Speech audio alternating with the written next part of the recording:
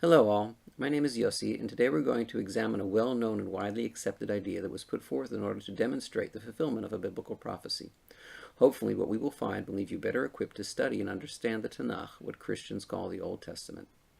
This lesson is dedicated to the memories of my parents, my father and teacher Avram Shmuel ben Simcha Bunim, and my mother and teacher Chana bat Shimon.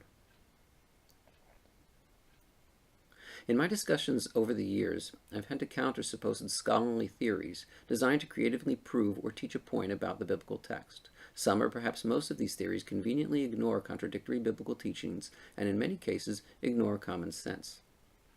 The presenter often takes advantage of either his audience's lack of knowledge or the respect that a scholarly title or demeanor bestows. In many cases, the presenter has no idea of the problems with the theory that he accepts as truth simply because he learned the theory when he was a similar member of a similar audience. The key to discovering the problems with these theories is to develop a healthy sense of skepticism.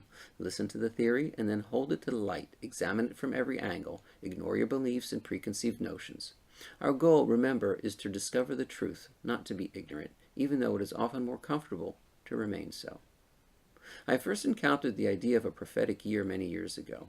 That idea was presented in a scholarly lecture in order to make different passages from the book of Daniel fit the scholar's beliefs.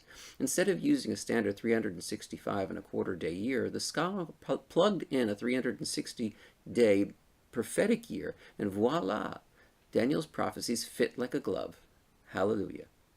Okay, let's hold the idea of a prophetic year to the light.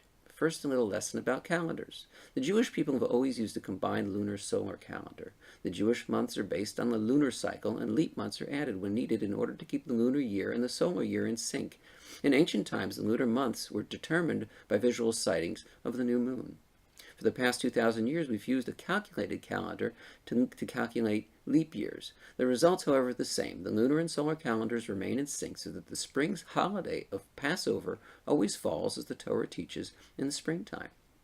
The solar calendar, known to the ancients but also called the Julian calendar, was 365 days long, but as we know, the solar year is approximately a quarter of a day longer than that.